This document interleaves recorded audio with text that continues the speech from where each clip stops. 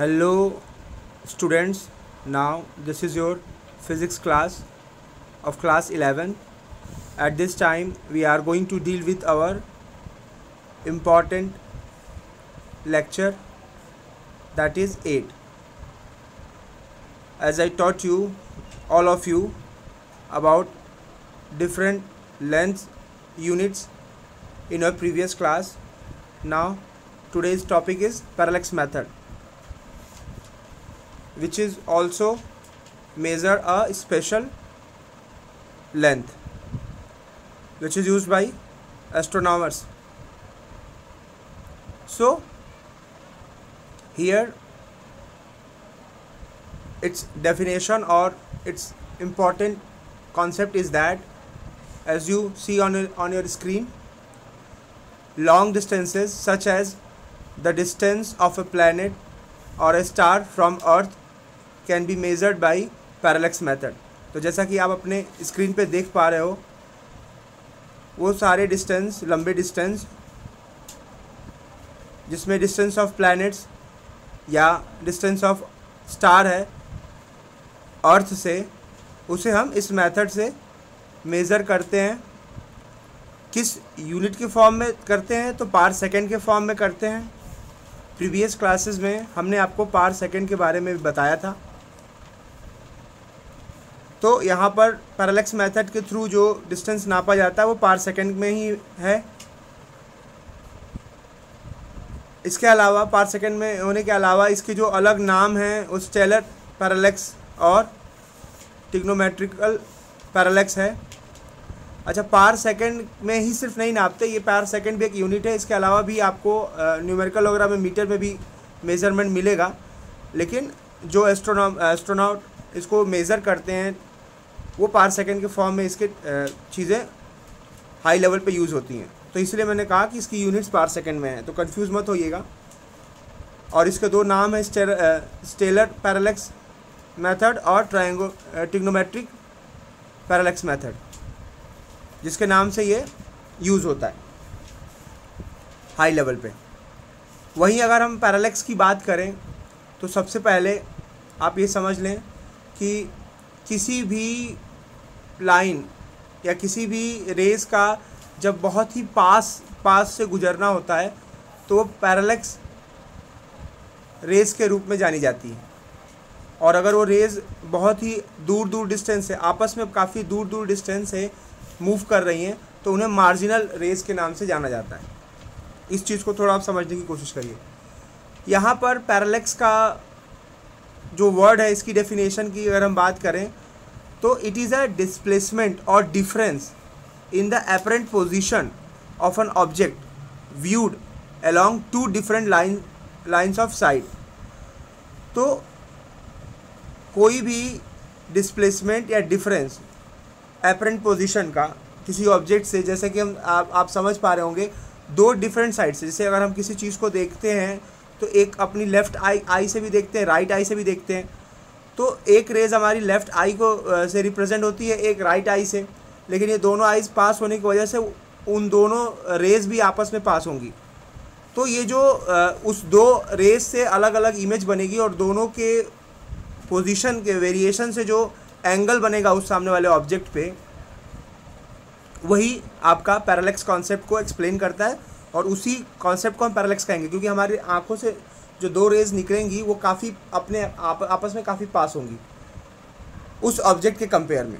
तो काफ़ी पास होने की वजह से उन रेज़ को हम पैरालैक्स रेज़ के नाम से भी जानेंगे. तो जैसा मैंने अभी आपको बताया कि जब रेज़ आपस में काफ़ी पास हों,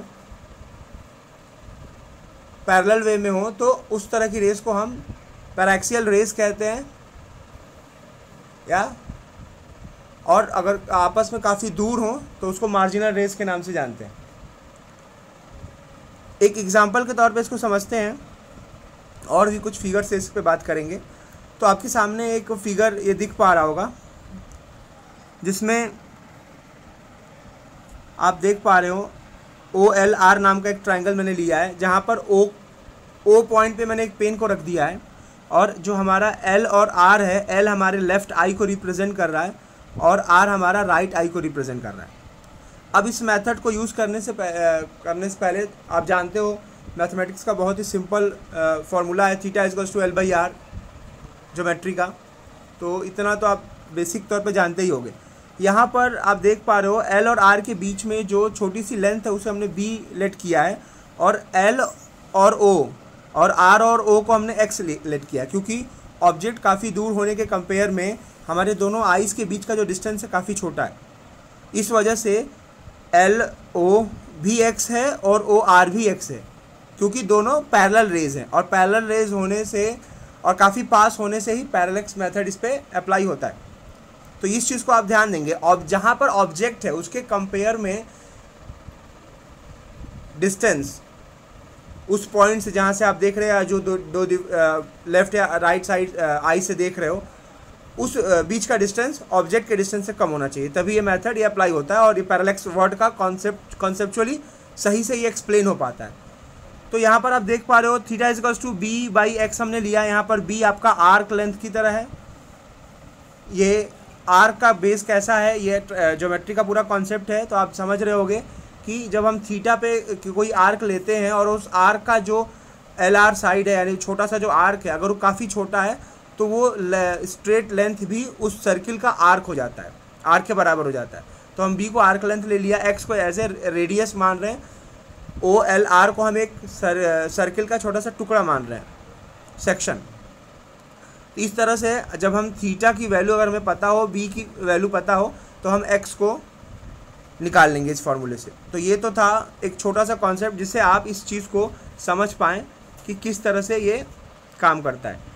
हायर लेवल पे अगर हम बात करें तो किस तरह से, देखिए यहाँ पे जो एस्ट्रोनॉट्स वगैरह यूज़ करते हैं, देखिए सन के अलोंग जो धरती का मूवमेंट है, तो धरती के 2 डिफरेंट पोजीशन से स्टार्स को मेज़र करने का कॉन्सेप्ट, तो ये इस तरह के हाई लेवल पे इस कॉन्सेप्ट को यूज़ किया जाता है। वहीं अगर हम ये दूसरे कॉन्सेप्ट की बात करें तो ये भी कुछ इसी तरह का है। ये फिगर के ज़रिए मैं आपको ये बताना चाह रहा हूँ कि ये मेथड हाई लेवल पे एस्ट्रोनॉट्स के द्वारा या यूनिवर्स में किस तरह से ये मेज़र करने में अप्लाई होता है। तो आप देख पा रहे हो कि किस तरह से धरती के मूवमेंट सन के चारों तरफ के हेल्प से पैरेलक्स एंगल बना के वो स्टार्स के डिस्टेंस को मेज़र करते हैं। ये तो था इसके बारे में कुछ बेसिक जानकारी।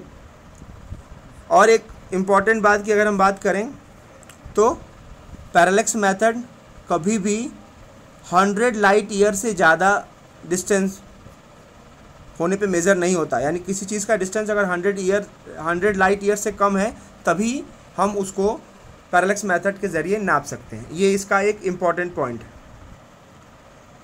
वही इस पे हम न्यूमेरिकल की बात करते हैं, तो थोड़ा आप ध्यान दें। आपके स्क्रीन पे एक न्यूमेरिकल दिख रहा है जिसमें the parallax heavenly bodies measured from 2 points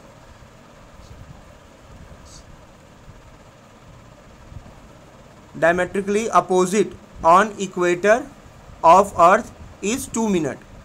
तो आप क्वेश्चन पढ़ पा रहे होंगे जिसमें थीटा की वैल्यू 2 मिनट दिया गया है। पैरेलक्स मेथड से हमें निकालना है हेवनली बॉडीज़ का कॉन्सेप्ट 2 पॉइंट से, जो कि फिगर्स में आपको दिखा रहा हूँ। इफ़ रेडियस ऑफ अर्थ आपका दिया हुआ है 6400 किलोमीटर, तो calculate the distance of heavenly bodies. यहाँ अगर आप फिगर को देख पा रहे होंगे तो जो थीटा का कॉन्सेप्ट है वो थीटा की जगह इन्होंने 2 मिनट दिया है और डायमीटर दिया है अर्थ का। तो हम अगर डायमीटर के 2 हिस्से को रेडियस दिया है अर्थ का, दोनों अगर 2 डायमीटर को लेते हैं तो आपका 2 रेडियस को ले लेते हैं तो डायमीटर हो जाएगा। तो इस फिगर के अकॉर्डिंग, जैसा कि मैंने आपको पेन और अपने आई साइट का यूज़ करके एग्जाम्पल के थ्रू समझाया था, उसी तरह से हम धरती के दोनों सिरों को, दोनों अपोजिट पॉइंट यानी डायमीटर के दोनों अपोजिट पॉइंट को लेते हैं, तो रेडियस को डबल तरीके से यूज़ करेंगे, डबल लेंथ के रूप में यूज़ करेंगे। और यहाँ पर किस तरह से सॉल्व करेंगे इस चीज़ को आप थोड़ा समझिए। तो आप देख रहे हैं थीटा इक्वल्स टू 2 मिनट है। और यहाँ पर सबसे पहले आप ये जान लीजिए, जैसे कि मैंने पहले आपको बताया था कि 1 डिग्री में 60 मिनट होता है और 180 डिग्री में हम पाई रेडियन यूज़ करते हैं। यही कॉन्सेप्ट यूज़ अगर हम करके 2 मिनट को थीटा को चेंज करके हम रेडियन में ला देते हैं। इस तरह से आप देख पा रहे हो कि किस थीटा को किस तरह से हमने वेरिएट किया है। तो यहाँ पे 2/60 इंटू पाई अपॉन 180 करके इसका हम इस फॉर्मूले को यूज़ करके इसको रेडियन में ला देते हैं। अब अर्थ का जो स्ट्रेट लेंथ है उसको निकालने के लिए हम रेडियस को 2 से मल्टीप्लाई कर देंगे, तभी डायमीटर आएगा। तो आप देख पा रहे हो हमारा डायमीटर आ रहा है 1.28 इंटू 10⁻7 मीटर। अब अपने बेसिक फार्मूला L=r को यूज़ करेंगे, जिसमें r जो कि हमारी रिक्वायरमेंट है जिसे हमें इस क्वेश्चन में निकालना है, L/θ होगा। L और थीटा की वैल्यू को रखेंगे, फर्दर इसको सॉल्व करेंगे तो हमारी वैल्यू आएगी 2.2 इंटू 10⁻10 मीटर। तो मैंने जैसे आपको बताया कि ये चीज़, इसकी जो यूनिट है मीटर वगैरह में भी यूज़ होती है, पार सेकेंड में भी यूज़ होती है। तो इस यूनिट को कंफ्यूज नहीं होंगे आप, इस चीज़ को आप समझ पा रहे होंगे कि मीटर का जो यहाँ पर सेंस है वो आप जान पा रहे हो कि SI यूनिट है मीटर, और आप हर लेंथ को लास्ट में कहीं ना कहीं मीटर के फॉर्म में ही यूज़ करते हो। तो उस वजह से यहाँ पर पैरेलैक्स मेथड का यूज़ करने के बाद भी हम लेंथ को मीटर के फॉर्म में यूज़ कर रहे हैं। तो इस तरह से आप समझ पाए होंगे। Thank you.